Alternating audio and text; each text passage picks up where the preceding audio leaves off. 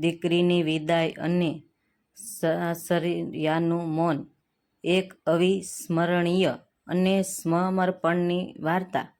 નમસ્કાર વહાલા મિત્રો, જો તમને આ હૃદયસ્પર્શી, સંવેદનશીલ અને સમાજની વાસ્તવિકતા દર્શાવતી ભાવુક વાર્તા પસંદ આવે તો આ વિડીયોને ચોક્કસથી લાઈક કરજો.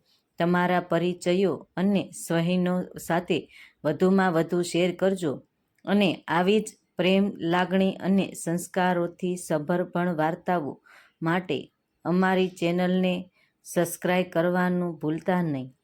એક નાનકડું, સુંદર અને પ્રેમથી છલકાતું ગામ. આ ગામના એક સાધારણ પણ સંસ્કારી ઘરમાંથી જ્યારે કોઈની દીકરીની વિદાય થાય છે, ત્યારે એ દ્રશ્ય માત્ર એક લગ્ન પ્રસંગ, ઢોલ, શરણાઈનો અવાજ કે ધામધૂમથી ભરેલો ઉત્સવ નથી રહેતો, પણ એક સ્ત્રીની આખી જિંદગીનો અતિ મહત્વનો અને ભાવનાત્મક વળાંક બની જાય છે. બાળપણથી જ જે ઘરના આંગણામાં દીકરી પોતાની નાની નાની નિર્દોષ રમતો અને રમીને મોટી થઈ હોય, જ્યાં એણે પોતાના મા-બાપના વાત્સલ્યભર્યા ખોળામાં હૂંફ, સ્નેહ, સુરક્ષા અને અમૂલ્ય પ્રેમ મેળવ્યો હોય, તેના પોતાના બાળપણના મધુર સ્મરણોથી ભરેલો ઓરડો, તેની નાની નાની વહાલી હઠ, તેની નાનપણની સખીઓ સાથે વીતેલી સોનેરી પળો અને આખી દુનિયા જેને એ પોતાનું નાનકડું સ્વર્ગ માનતી હતી, એ બધું એક ક્ષણ પાછળ છૂટી જાય છે. લગ્નની મધુર પણ હૃદયને વીંધી નાખે તેવી કરુણ શરણાઈઓ વાગે છે. જ્યારે વિદાય મંડપમાંથી એક કન્યા વિદાયની વેળા આવે છે, ત્યારે દીકરી પોતાની પિયરના ઉંબરાને અશ્રુભરી આંખોથી આખરી જોવાનું જોતી હોય તેમ નિહાળે છે.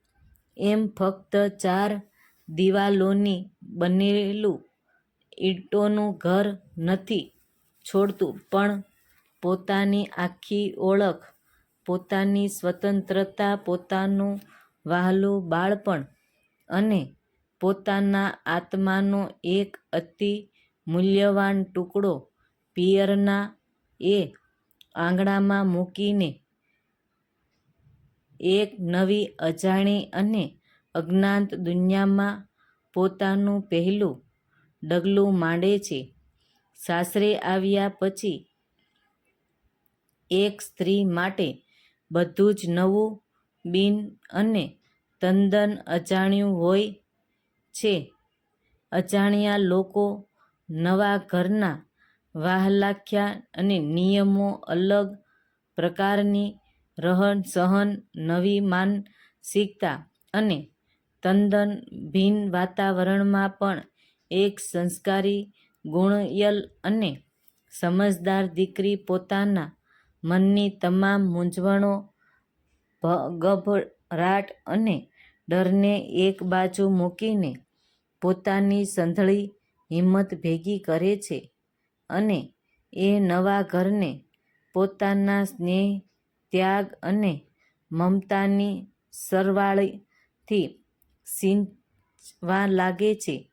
સવારના નવડા વહેલા સૂરજ ઉગે ત્યારથી લઈને રાતે મોડે સુધી ઘરના દરેક નાના-મોટા સભ્યની સુખ સુવિધાઓનું સંપૂર્ણ ધ્યાન રાખવું, સંસારની સમયસરની દવાઓ અને પરેજીનું ધ્યાન રાખવું, સાસુની નાની-મોટી દૈનિક ઈચ્છાઓ, આદેશો અને સૂચનાનું આદરપૂર્વક પાલન કરવું તથા પોતાના પતિના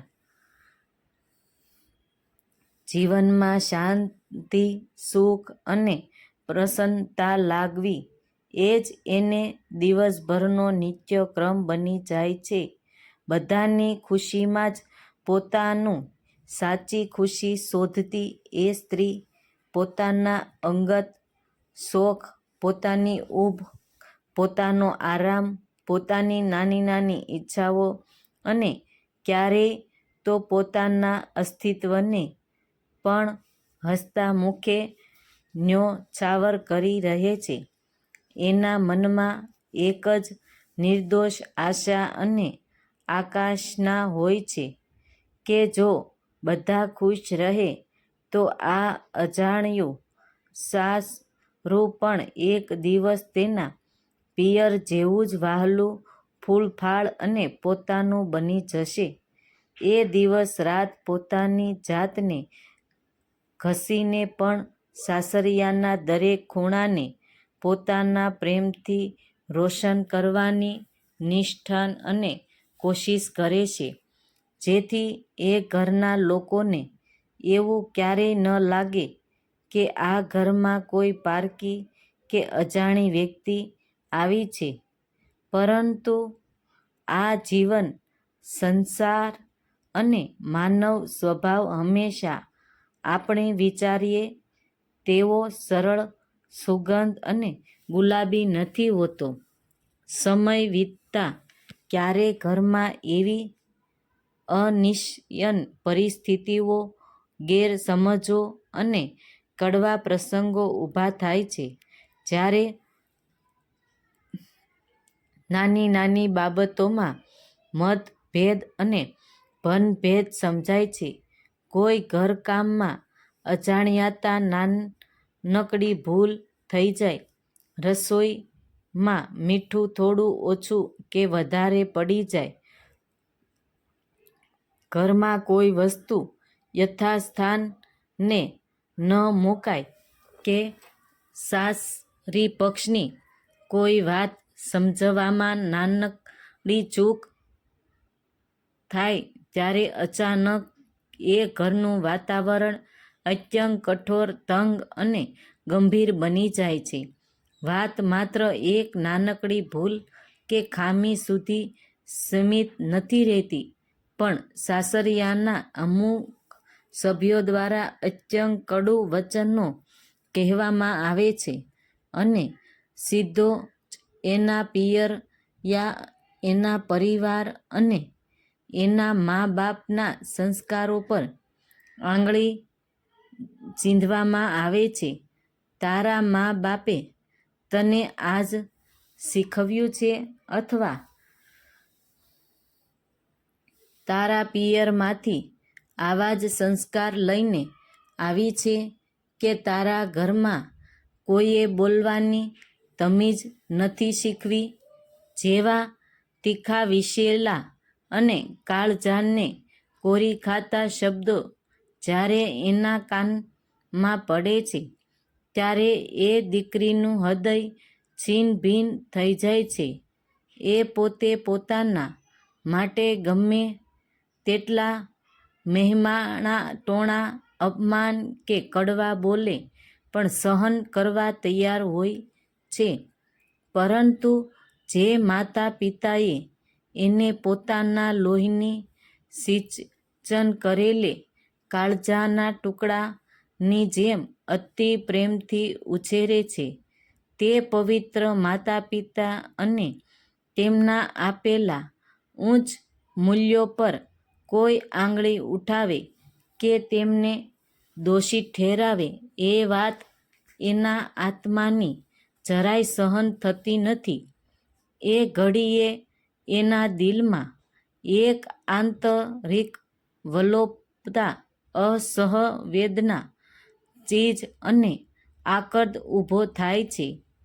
એ અતિ સંવેદનશીલ અને નાજુક ક્ષણે એની પાસે બે સ્પષ્ટ રસ્તાઓ હોય છે: કાં તો એ સામો આક્રોશ બતાવીને મોટેથી બોલે, પોતાની નિર્દોષતાની સાબિતીઓ આપે, સામેથી કડવા અને તીખા બોલ કહીને મોટો ઝઘડો કરે અને પોતાનો અહં સંતોષ અથવા તો શાંત રહીને એ તમામ કડવાશને પોતાના ભીતરમાં પી જાય.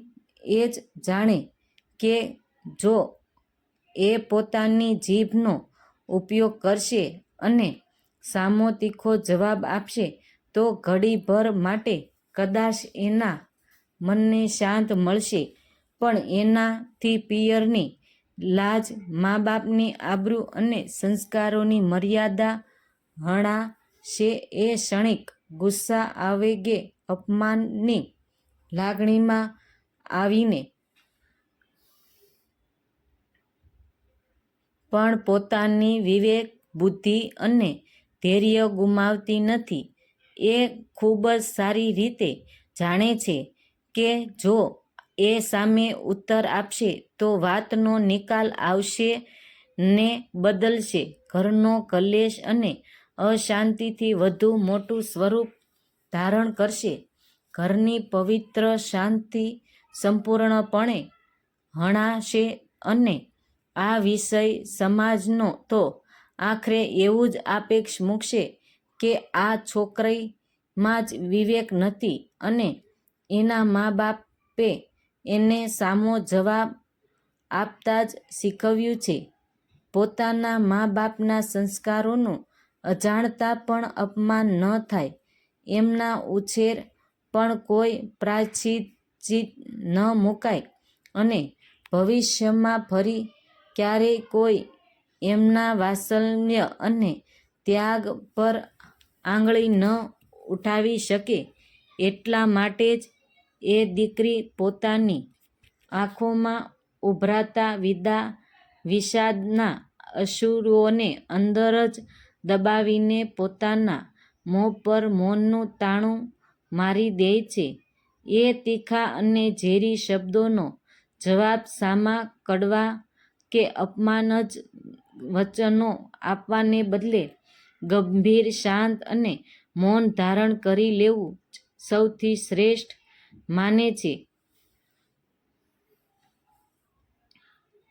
એનું આ મૌન એની કોઈ લાચારી, ડર, નબળાત કે કાયરતા એ પરાજય નથી, પણ એના માતા પિતાએ આપેલા શ્રેષ્ઠ, ઉચ્ચ અને અસ્થિર સંસ્કારી ઉછેરનું સાચું અને જીવંત પ્રતીક છે. એ પોતાની મહાનતાની એ જ સમજે છે કે સંબંધોના નાજુકના તાણાવાને તૂટવા બચાવવા અને પિયરના ઉજ્જવળ નામે ક્યારેય દાગ ન લાગવા દેવા માટે ક્યારેય મૌન જ સૌથી મોટું, શાંત અને પ્રભાવશાળી શસ્ત્ર બની જતું હોય છે. પોતાની તમામ વેદનાઓ, હૃદયની ઈજાઓ, અન્યાય, અપમાનો અને અંદરથી ઉભરાતી લાગણીઓના વાવાઝોડાને હૃદયના અતિ ઊંડા ખૂણામાં દબાવીને એક ક્ષમાશીલ અને વિશાળ મન રાખીને એ જ સાસરિયાના દરેક તીખા મહેણાને હસતા મોઢે કે શાંત ચહેરે સહન કરી લે છે. એ પોતાના આ અદભુત મૌન દ્વારા જ બે પવિત્ર પરિવારોની મર્યાદા અને આબરૂને જીવંત રાખે છે. સાસરે ગયેલી દીકરી પાસે શબ્દોનો અભાવ નથી હોતો. એની પાસે તર્ક અને દલીલો કરવાની પૂરી ક્ષમતા હોય છે. એ ધારે તો દરેક કડવી વાતનો અરીસો બતાવીને તીખો અને રેકોર્ડિયો જવાબ આપી શકે છે, પરંતુ પોતાના પિયરની મર્યાદા, મા બાપના આપેલા સંસ્કાર, તેમની આબરૂ અને સાસરિયાના ઘરની ઇજ્જત જાળવવા માટે એ શાંત રહેવાનું અને મૌનનું શરણ લેવાનું જ પસંદ કરે છે.